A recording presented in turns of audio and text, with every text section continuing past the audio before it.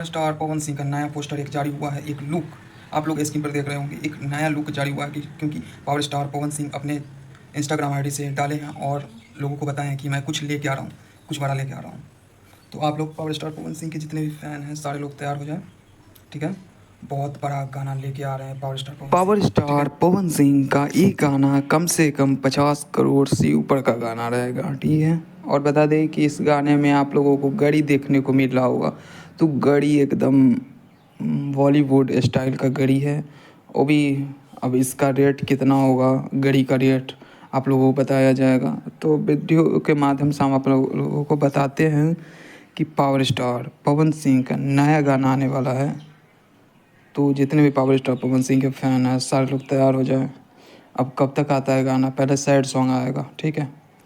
भगवान करस तोरा लइका के एगो लड़की मिले तोहरे जैसन, ठीक बा। ई गाना पहले आई, ओकरा बाद ई गाना आई, तो ठीक बा। रेडी हो जाई आप लोग एकदम गर्दा उड़ाने के लिए। तो वीडियो को लास्ट तक देखिएगा, वीडियो को दबा के शेयर कीजिएगा। फिर मिलेंगे अगली वीडियो में, और इस गाने के माध्यम से हम आप लोगों को बता देंगे जल्द ही गाना आएगा, ठीक है। बॉलीवुड सॉन्ग है, ठीक है। ठीक है, फिर मिलेंगे अगले। जय हिंद, जय भारत, जय श्री राम।